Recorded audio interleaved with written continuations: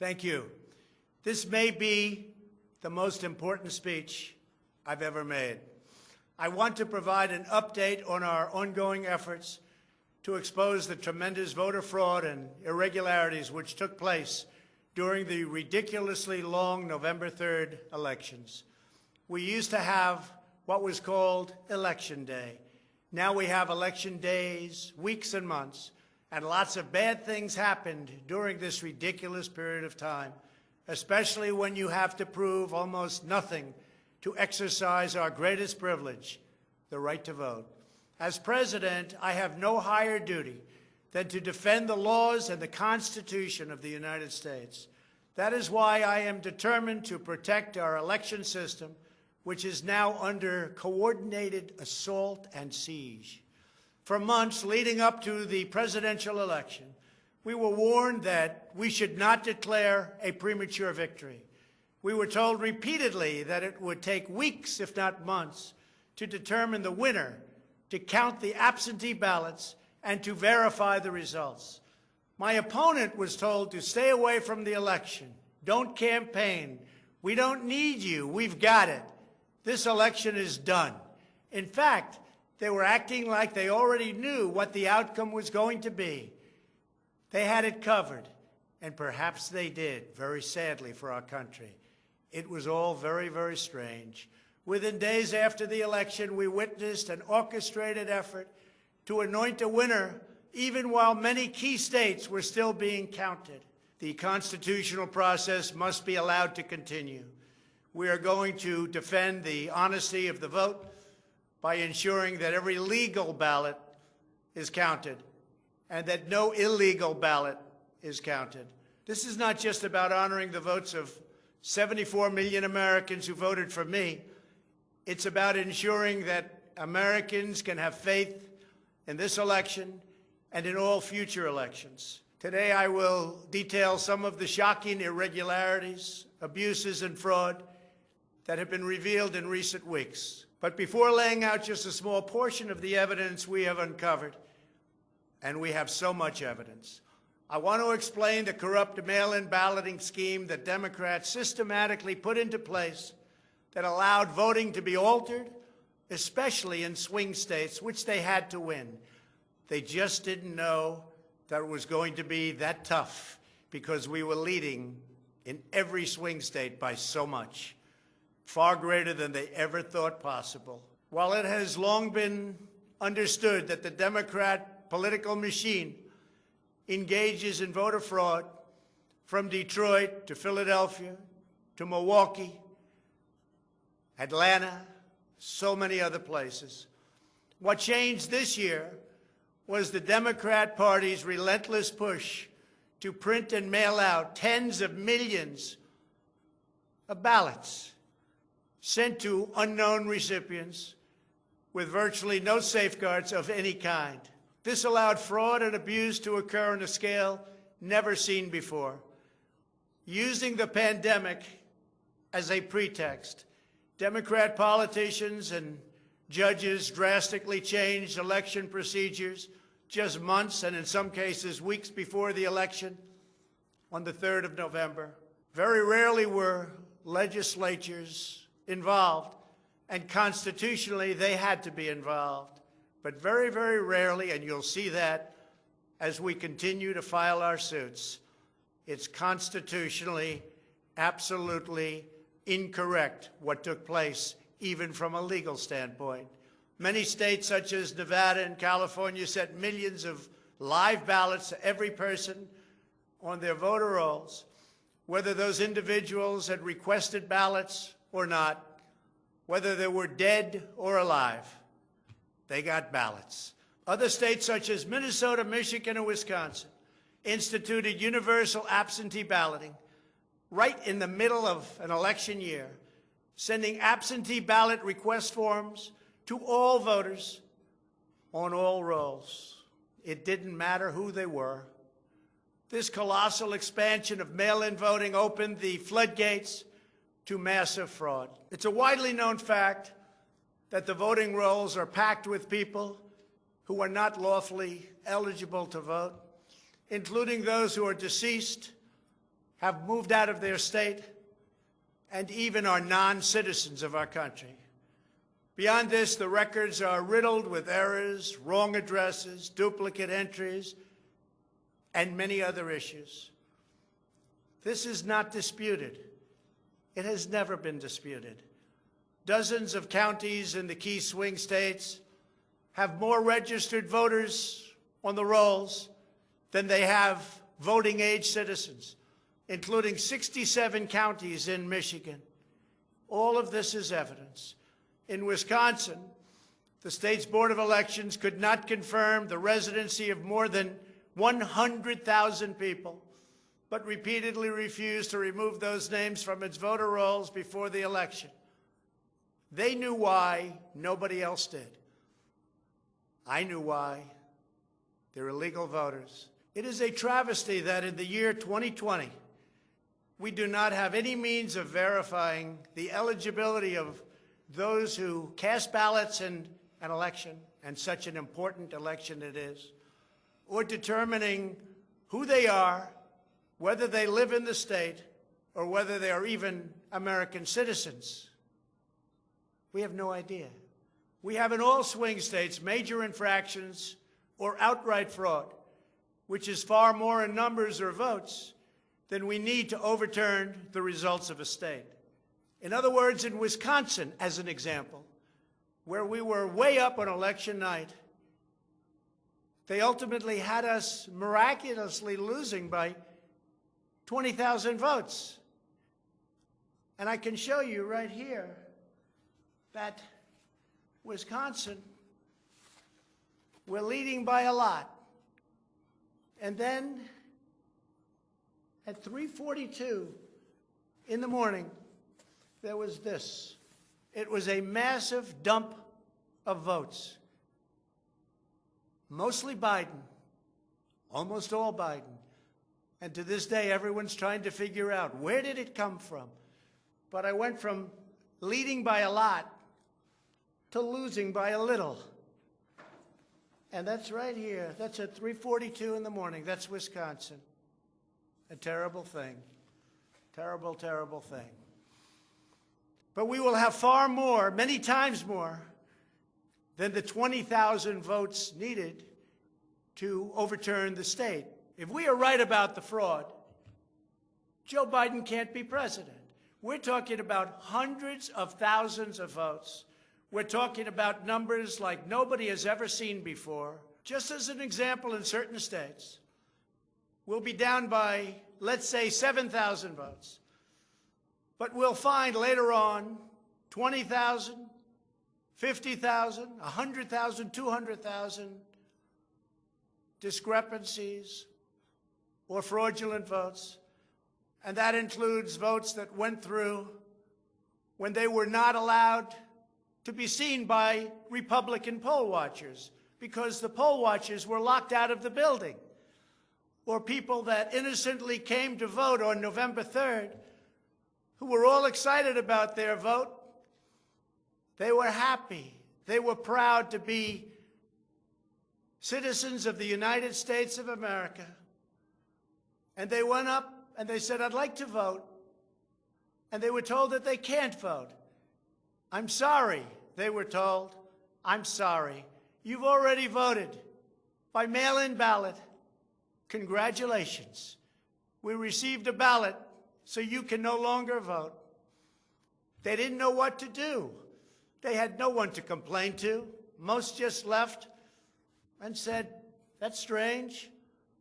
But many people complained and complained vehemently. And in a lot of cases, they filled out a provisional ballot, which was almost never used, but in virtually every case was a vote for Trump. In other words, they went in to vote, and they were told that they voted. And they didn't vote. And they left, and they felt horror. And they lost respect for our system. And this happened tens of thousands of times all over the country. That's how desperate the Democrats were. They would fill out ballots of people not even knowing if these people were going to show up. And when they did show up, they said, sorry, you've already voted. And on top of everything else, we have a company that's very suspect. Its name is Dominion. With the turn of a dial or the change of a chip, you can press a button for Trump and the vote goes to Biden. What kind of a system is this? We have to go to paper. Maybe it takes longer, but the only secure system is paper. Not these systems that nobody understands, including, in many cases, the people that run them, although unfortunately, I think they understand them far too well. In one Michigan county, as an example, that used Dominion systems, they found that nearly 6,000 votes had been wrongly switched from Trump to Biden. And this is just the tip of the iceberg. This is what we caught. How many didn't we catch? Are there hundreds of other examples throughout the country? Are there thousands? We just got lucky, and they called it a glitch. But we found numerous glitches that evening. 96% of the company's political donations went to Democrats, not surprisingly. And frankly, when you look at who's running the company, who's in charge, who owns it, which we don't know, where are the votes counted, which we think are counted in foreign countries, not in the United States, Dominion is a disaster. Election authorities in Texas have repeatedly blocked the deployment of Dominion systems due to concerns about security vulnerabilities and the potential for errors and outright fraud. Every district that uses Dominion systems must be carefully monitored and carefully investigated, but not only for the future. Right now, we're worried about the present and what went on with an election that we won without question. Under my lead, the Republicans won almost every state house in the United States, which they weren't expected to do. We won up to 16 seats in the House. The numbers are still being tabulated because there are 9 seats that nobody really knows. They don't know. They're still, 2 weeks later, still under consideration because it's a mess. Republicans were supposed to lose many seats, and instead they won those seats in the House. And a very important election that's coming up will determine whether or not we hold the Senate. David Perdue and Kelly Loeffler are 2 tremendous people. Unfortunately, in Georgia, they're using the same horrible Dominion system. And it's already been out that hundreds of thousands, think of it, hundreds of thousands of absentee ballots have been requested. You check it out, who's requesting those ballots. The difference is it's one state, and we will have our eyes on it like nobody's ever watched anything before, because we have to win those 2 Senate seats. The tremendous success we had in the House of Representatives and the tremendous success we've had so far in the Senate, unexpected success all over the country and right here in Washington. It is statistically impossible that the person, me, that led the charge lost. The greatest pollsters, the real pollsters, not the ones that had us down 17 points in Wisconsin when we actually won, or the ones that had us down 4 or 5 points in Florida and we won by many points, or had us even and down in Texas and we won by a lot. Not those pollsters, but real pollsters, pollsters that are fair and honest, said we can't understand a thing like this. It's never happened before. You led the country to victory, and you were the only one that was lost. It's not possible. The Speaker of the House of a certain state said, sir, I expected to lose my seat, and instead, because of you and because of that incredible charge and all of those rallies, We had a tremendous victory, and everybody knows it. You were much more popular than me, sir, except I got many more votes than you did. And it's impossible that that happened. There is something wrong. I'll tell you what's wrong. Voter fraud. Here's an example. This is Michigan. At 6:31 in the morning, a vote dump of 149,772 votes came in unexpectedly. We were winning by a lot. That batch was received in horror. Nobody knows anything about it. By the way, there's your line. This is one of many. Here's what is normal. And all of a sudden, look at that. This is normal, normal. Look, even here, normal. And then, boom, all of a sudden, I go from winning by a lot to losing a tight race. It's corrupt. Detroit is corrupt. I have a lot of friends in Detroit. They know it. But Detroit is totally corrupt. Look at this. Look at this. That's at 6:31 in the morning. Unexpectedly came in. In the recent recount in Georgia, which means nothing because they don't want to check signatures.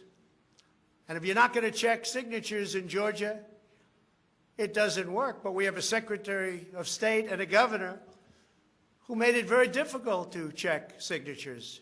Why? You'll have to ask them. But without a signature match or check, it doesn't matter. They found thousands and thousands of votes that were out of whack, all against me. This was during a recount that I didn't even think mattered. They found many thousands of votes, and that recount didn't matter. The one that matters is the one that's going on now. That because of the fact it's so close, they had to, by law, give another recount. But the recount has to be a recount where they check the signatures. Otherwise, they're just checking the same dishonest thing. It won't matter. In this case, the signatures on envelopes are the only thing that is relevant. We will compare the signature on the envelope to the signatures from past elections, and we will find that many thousands of people signed these ballots illegally. The Democrats had this election rigged right from the beginning. They used the pandemic, sometimes referred to as the China virus, where it originated, as an excuse to mail out tens of millions of ballots, which ultimately led to a big part of the fraud, a fraud that the whole world is watching. And there is no one happier right now than China. Many people received 2, 3, and 4 ballots. They were sent to dead people by the thousands. In fact, dead people, and we have many examples, filled out ballots, made applications, and then voted, which is even worse. In other words, dead people went through a process. Some have been dead for 25 years. Millions of votes were cast illegally in the swing states alone. And if that's the case, the results of the individual swing states must be overturned, and overturned immediately. Some people say that's too far out. That's too harsh. Well, does that mean we take a president, and we've just elected a president, where the votes were fraudulent? No, it means you have to turn over the election. And everybody knows, without going much further, and they've seen the evidence, but they don't want to talk about it, what a disaster this election was. A total catastrophe. But we're going to show it, and hopefully the courts, in particular, the Supreme Court of the United States, will see it. And respectfully, hopefully they will do what's right for our country. Because our country cannot live with this kind of an election.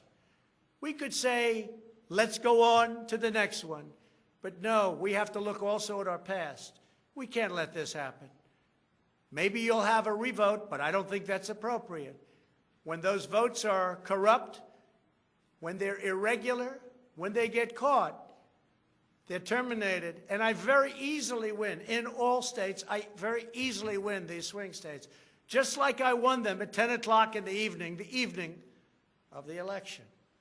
So we're not looking to show you 25 faulty or fraudulent votes, which don't mean anything because it doesn't overturn the state, or 50 or 100. We're showing you hundreds of thousands, far more than we need. Far more than the margin, far more than the law requires. We can show many times what is necessary to win the state. The media knows this, but they don't want to report it. In fact, they outright refuse to even cover it because they know the result if they do. Even what I'm saying now will be demeaned and disparaged, but that's okay. I just keep on going forward because I'm representing 74 million people, and in fact, I'm also representing all of the people that didn't vote for me. The mail-in voting scam is the latest part of their 4-year effort to overturn the results of the 2016 election, and it's been like living in hell. Our opponents have proven many times, again and again, that they will say and do anything to get back into power. The corrupt forces who are registering dead voters and stuffing ballot boxes are the same people who have perpetrated one phony and fraudulent hoax after another. You've been watching it now for 4 years. These entrenched interests oppose our movement because we put America first. They don't put America first. And we're returning power to you, the American people. They don't want America first. They only want power for themselves. They want to make money. That's why they don't want me as your president. I've been investigated from soon after I announced I was running for president, when I immediately went to #1 in the Republican primary polls. The investigations never stopped. They went on for 4 years. And I won them all. I beat them all. Russia, Russia, Russia. The impeachment hoax, and so much more. Robert Mueller spent $48 million of taxpayer money investigating me for 2.5 years, issued over 2,800 subpoenas, executed nearly 500 search warrants, issued 230 orders for communications records, and conducted 500 witness interviews, all looking to take me down. There was no collusion in the end, none whatsoever. Senator Marco Rubio, the head of the Senate Intelligence Committee, stated the committee found no evidence that then-candidate Donald Trump or his campaign colluded with the Russian government. And I thank Senator Rubio for that statement. Now I hear that these same people that failed to get me in Washington have sent every piece of information to New York so that they can try to get me there. It's all been gone over and over again. For $48 million, you go through tax returns, you go through everything.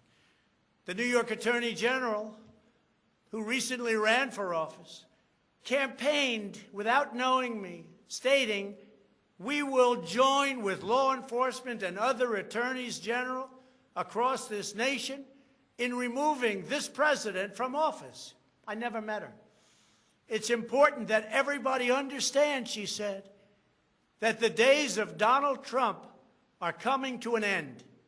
And all it's been is a big investigation in Washington and New York and any place else that can investigate, because that's what they want to do. They want to take not me, but us down. And we can never let them do that. Everything's been looked at. A friend of mine who's very smart said, "You've probably seen more than anybody else. You've probably been investigated more than anybody else. And for you to come out with a clean bill of health makes you probably the cleanest person in this country."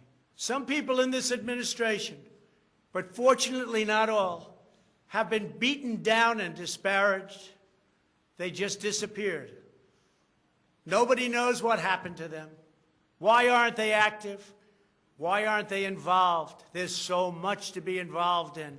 The corruption is so rampant. They just couldn't take it anymore.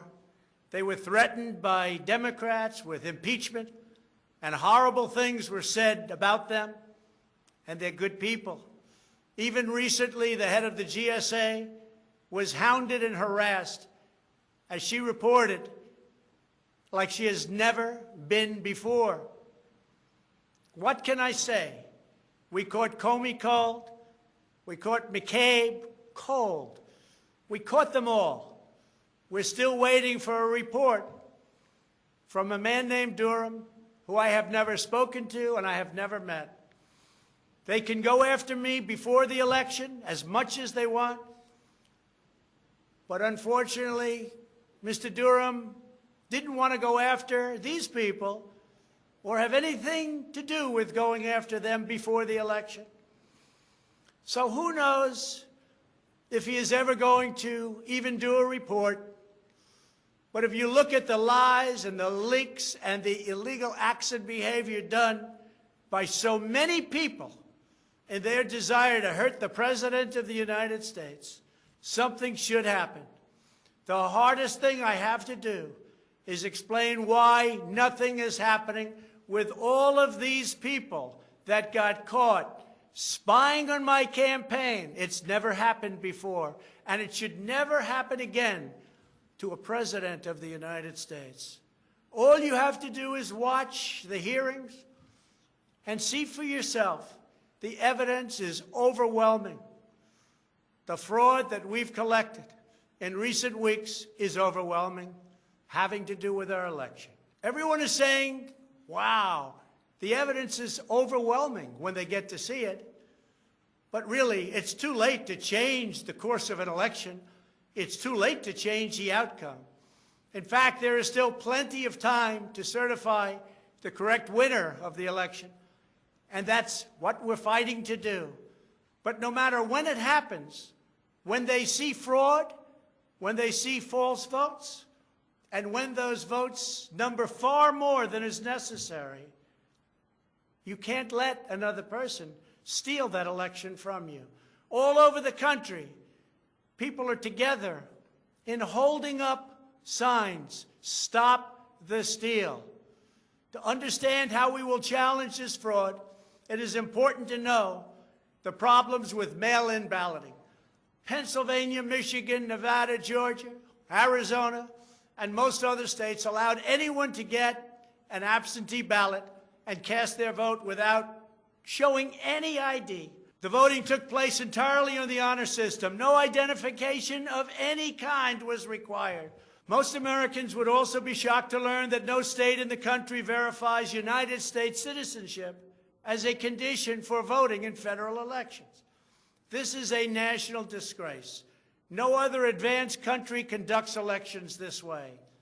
Many European countries have instituted major restrictions on mail-in voting specifically because they recognize the nearly unlimited potential for fraud. Out of 42 European nations, all but 2 prohibit absentee ballots entirely for people who reside inside the country, or else they require those who need absentee ballots to show a very, very powerful ID. Throughout the Democrat effort to dramatically expand mail-in voting, the Democrat Party leaders were also feverishly working to block measures designed to protect against fraud, such as signature verification, residency verification, or voter ID. And citizenship confirmation was almost unthought of that we should ask for it. Can you believe this? These are not the actions of people who want fair elections. These are the actions of people who want to steal elections, who are willing to create fraud. The only conceivable reason why you would block common sense measures to verify legal eligibility for voting is you are trying to encourage, enable, solicit, or carry out fraud. It is important for Americans to understand that these destructive changes to our election laws were not a necessary response to the pandemic. The pandemic simply gave the Democrats an excuse to do what they have been trying to do for many, many years. In fact, the very first bill that House Democrats introduced when Nancy Pelosi became Speaker was an attempt to mandate universal mail-in voting and eliminate measures such as voter ID, which is so necessary. Dramatically eroding the integrity of our elections was the Democrats' #1 priority for a simple reason. They wanted to steal the 2020 presidential election. All of the Democrat efforts to expand mail-in balloting laid the groundwork for the systematic and pervasive fraud that occurred in this election. In Pennsylvania, large amounts of mail-in and absentee ballots were processed illegally and in secret in Philadelphia and Allegheny counties without our observers present. They were not allowed to be present. In fact, they weren't even allowed in the same room. They were thrown out of the building, and they looked from outside in, but they had no way of even seeing because there were no windows, and the windows that were there were boarded up. Democrats even went to the Pennsylvania Supreme Court to block observers from receiving access. There is only one possible reason that the corrupt Democrat political machine would oppose transparency during the vote counting. It's because they know they are hiding illegal activity. It's very simple.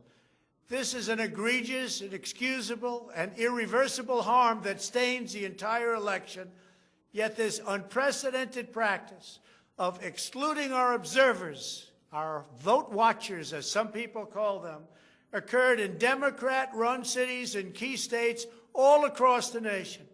Here are just some of the additional facts that we've uncovered. Many voters all across Pennsylvania received 2 ballots in the mail, and many others received mail-in ballots for which they never applied. So many got ballots, they didn't even know what they were for. And again, so many received more than 1 ballot, in some cases more than 2 ballots. And they happened to be, for the most part, Democrats. In Fayette County, Pennsylvania, multiple voters received ballots that were already filled out. They didn't know what happened.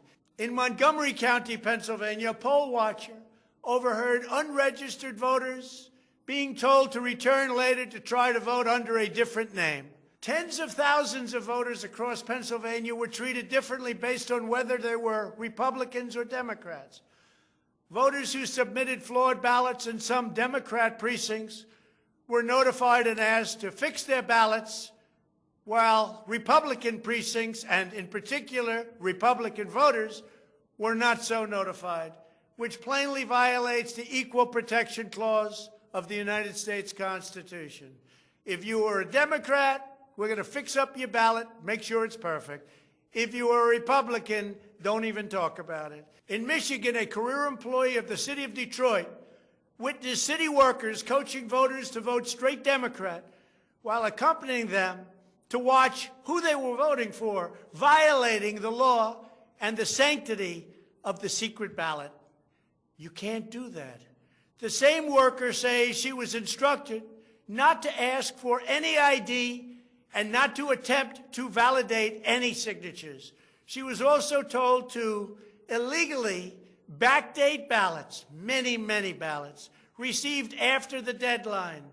This is something that is so unconstitutional. And she estimates that thousands and thousands of ballots were improperly backdated by her and many others. Other witnesses in Detroit also saw election officials counting batches of the same ballots many times, as well as illegally duplicating ballots. One observer testified to seeing boxes and boxes of ballots, all bearing the same signature.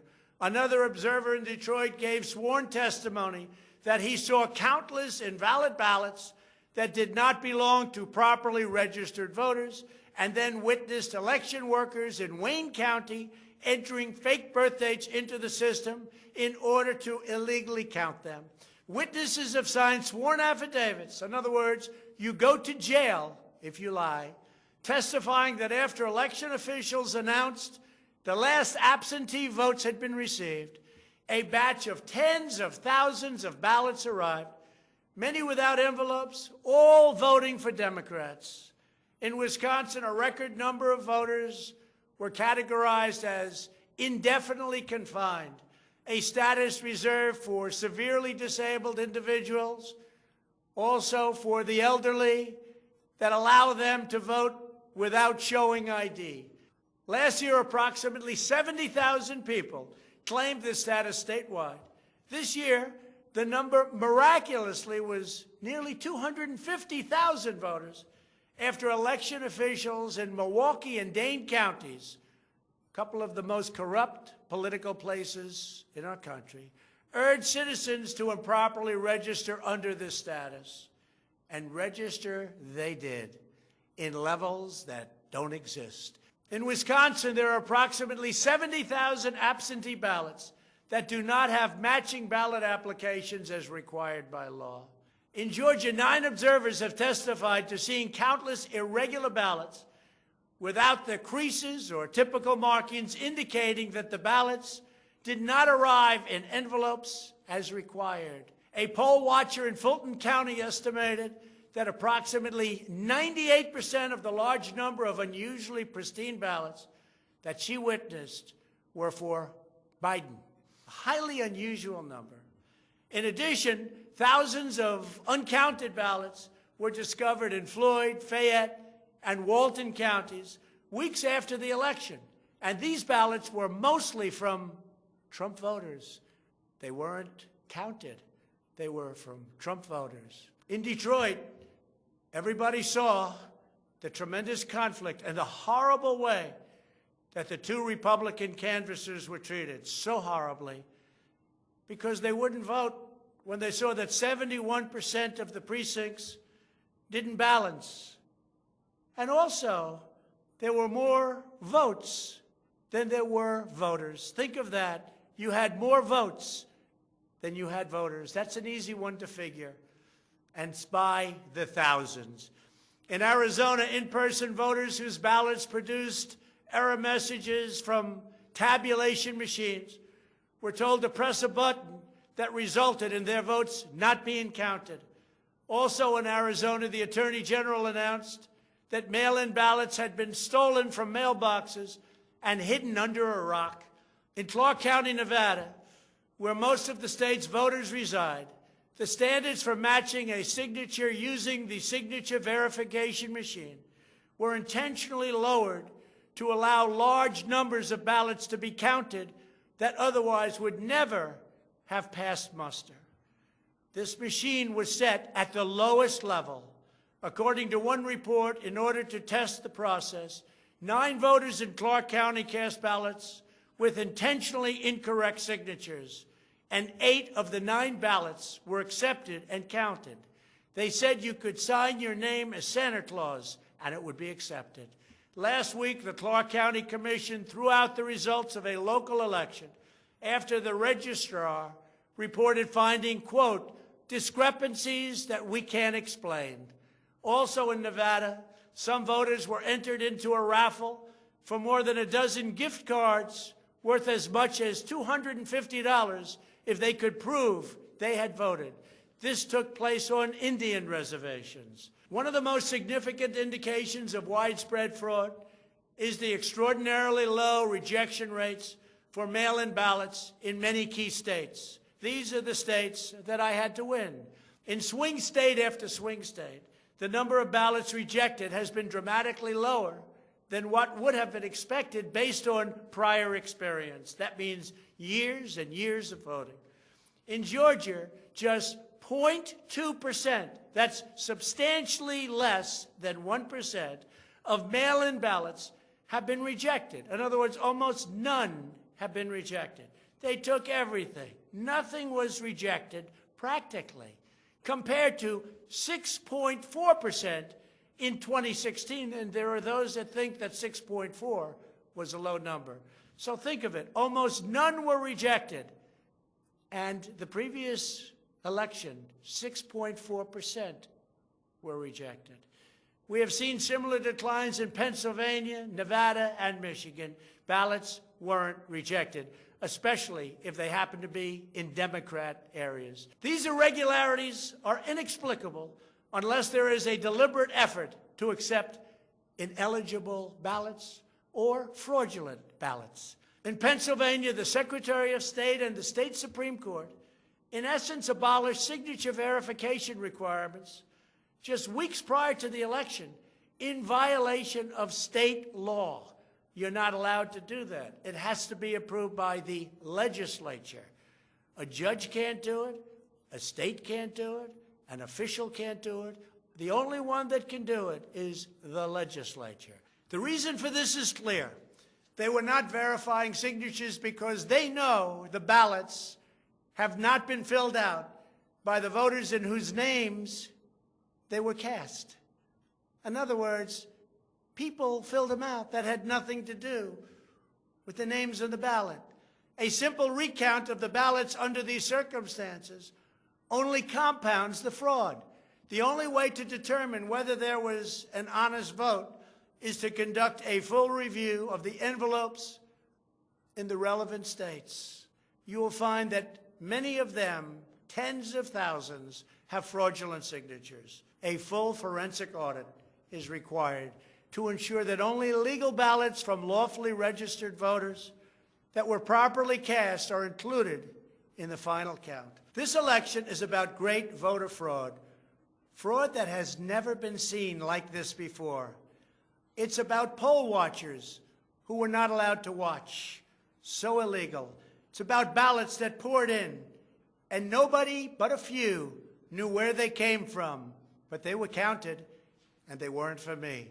It's about big leads on election night, tremendous leads, leads where I was being congratulated for a decisive, easy victory, and all of a sudden, by morning or a couple of days later, those leads rapidly evaporated. It's about numbers of ballots that were sent that nobody knew where they came from. It's about machinery that was defective, machinery that was stopped during certain parts of the evening, miraculously to open with more votes. It was about many other things, but above all, it was about fraud. This election was rigged. Everybody knows it. I don't mind if I lose an election, but I want to lose an election fair and square. What I don't want to do is have it stolen from the American people. That's what we're fighting for, and we have no choice to be doing that. We already have the proof. We already have the evidence, and it's very clear.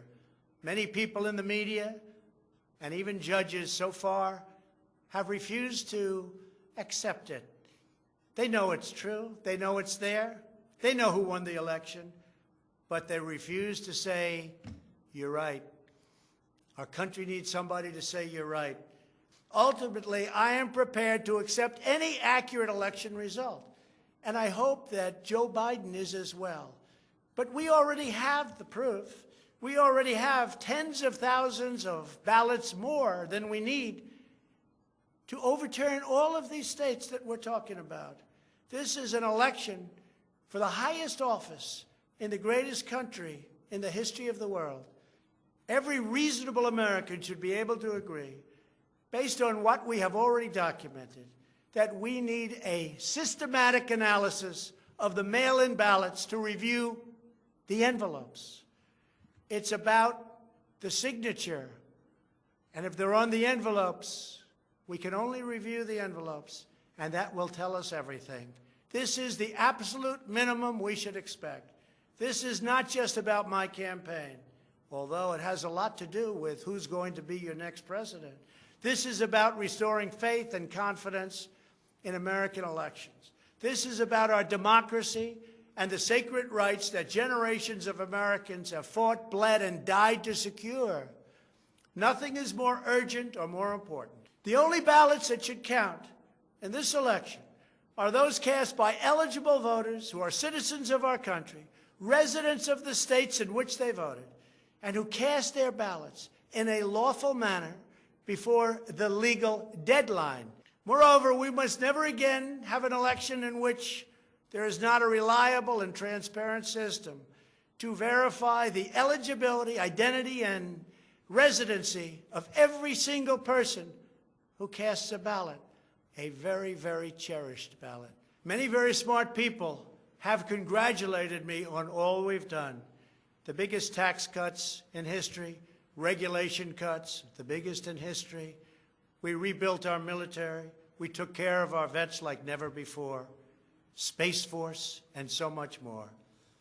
But then they went on to say, as big and as important as these events were, the single greatest achievement in your presidency will be exactly what you're doing right now, voter integrity for our nation.